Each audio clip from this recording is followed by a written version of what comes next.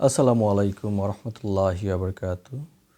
আমি ফরহাদুদ্দিন আহমেদ ভুঁইয়া ধারাবাহিক আলোচনা দ্বিতীয় পর্বে ন্যায় বিচার নিয়ে ধারাবাহিক আলোচনার দ্বিতীয় পর্বে দেশ বিদেশের যে যেখান থেকে দেখছেন প্রিয় ভাই ও বোনদের আন্তরিক মোবারকবাদ জানাচ্ছি, স্বাগত জানাচ্ছি আজকের অনুষ্ঠানে। আজকের আলোচনার বিষয় ইসলামে সত্য সুবিচার, আল্লাহর নির্দেশ এবং বিশ্বাসীর চরিত্র। পবিত্র কোরআন মাজিদের কয়েকটি অতি গুরুত্বপূর্ণ আয়াতের মাধ্যমে আমরা জানব মানুষের মাঝে বিচার বিশ্লেষণ, সততা, ট্রাস্ট বা আমানত রক্ষা এবং ন্যায় বিচার প্রতিষ্ঠার গুরুত্ব কী।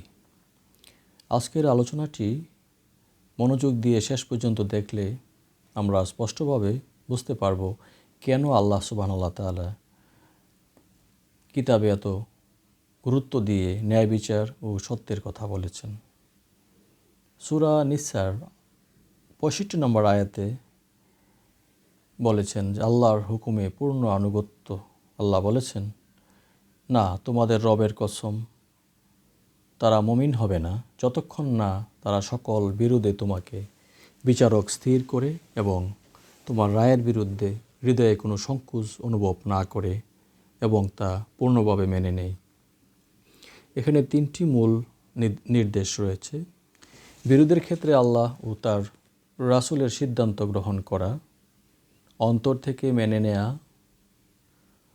পূর্ণ আনুগত্য তা বাস্তবায়ন করা, পূর্ণ আনুগত্যে তা বাস্তবায়ন করা। নামাজ, রোজা, হজ করলেই শুধু মুমিন হওয়া সম্পূর্ণ হয় না। বিচার, পরিবার, ব্যবসা, সমাজ সমস্ত ক্ষেত্রে আল্লাহর রায় মানতে হবে। আসল ঈমান তখনই প্রকাশ পায় যখন নিজের স্বার্থ বাদ দিয়ে আল্লাহর বিধান গ্রহণ করা হয়। আপনি কি কখনো ভেবেছেন আমরা নিজের স্বার্থে কোরআনের নির্দেশ এড়িয়ে যাই কিনা?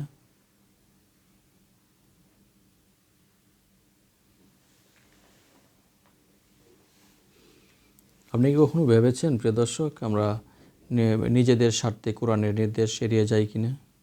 সূরা নিসা আয়াত নম্বর 105-এ আল্লাহ বলেছেন, সত্য দ্বারা বিচার। আল্লাহ বলেছেন, নিশ্চয়ই আমি আপনার প্রতি সত্য সম্বলিত কিতাব নাজিল করেছি যাতে আপনি মানুষের মাঝে ন্যায়ের সাথে ফয়সালা করেন। এখানে 4টি শিক্ষা রয়েছে। কোরআন চূড়ান্ত ন্যায় বিচারের উৎস। বিচারক ব্যক্তি বা প্রতিষ্ঠান নয়, মূল বিচার আল্লাহর দিন দ্বারা।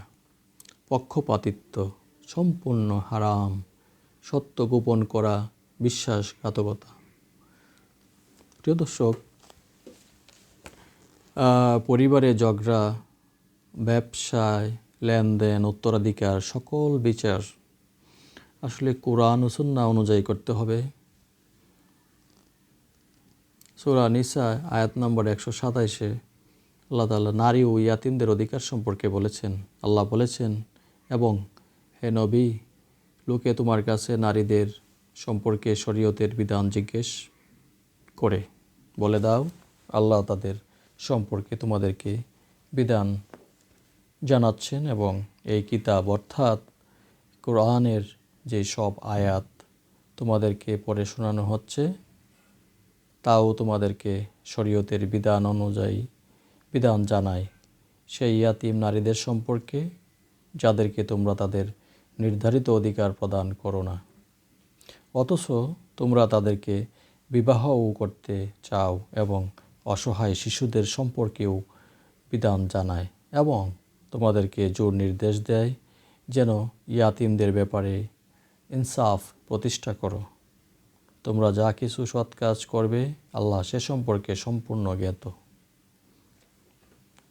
প্রিয় দর্শক, এখানে মূল যে বার্তা সেটি হচ্ছে ইয়াতিম মেয়েরা ইসলামের দৃষ্টিতে ঝুঁকিপূর্ণ ভুক্তভোগী শ্রেণীতে পড়ে। তাদের সম্পদ, অধিকার ও মর্যাদা রক্ষা করা ঈমানের দাবি। নারীর সম্পদ গ্রাস করা একটি বড় গুনাহ। প্রিয় দর্শক, আজকের সমাজে অনেকেই আপনারা দেখে থাকবেন বিয়ের প্রলোভন দেখিয়ে মেয়ের সম্পদ দখল করে উত্তরাধিকারীদের বঞ্চনা করে মেয়েদের কথা বলার অধিকার কেড়ে নেয়।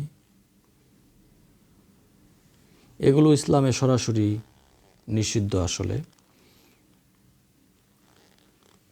সূরা নিসা আয়াত নম্বর 135-এ সত্য বলার কঠিন পরীক্ষা সম্পর্কে আল্লাহ বলেন, আল্লাহর সন্তুষ্টির জন্য ন্যায়ের সাক্ষী হও, যদিও তা নিজের বিরুদ্ধে কিংবা পিতামাতা বা আত্মীয় স্বজনের বিরুদ্ধে হয়। প্রিয় দর্শক, এখানে একটা জিনিস খুবই গুরুত্বপূর্ণ। এখান থেকে আমাদের শিক্ষা হলো এই যে সত্য কখনো নিজের ক্ষতির কারণ হলেও তা বলতে হবে। ধনী দরিদ্র বিচার সমান। সত্য জেনেও আত্মীয় স্বজনদের পক্ষ নেওয়া হারাম। যেমন দুর্নীতি করে ভাইকে বাঁচানো, আত্মীয়ের অপরাধ ঢেকে দেওয়া, পরিচিত বলে সাপোর্ট করা, এসবগুলো সরাসরি আল্লাহর যে নাফরমানি সেটা। প্রিয় দর্শক, এই আজকের এই আলোচনায় আমরা দেখতে পাই পবিত্র কোরআন মাজিদের সূরা মায়েদায় আয়াত নম্বর 8-এ শত্রুতা থাকলেও সুবিচার এই সম্পর্কে আল্লাহ তাআলা বলেছেন, তোমাদের সাথে কোনো সম্প্রদায়ের শত্রুতা যেন তোমাদের ন্যায়ের ক্ষেত্রে বাধা না হয়। এটি কোরআনের সবচেয়ে শক্তিশালী ন্যায় বিচারের নীতিগুলোর একটি। এখানে ব্যক্তিগত রাগ ঘৃণা বাদ দিয়ে সিদ্ধান্ত নিতে হবে বিচারের ক্ষেত্রে।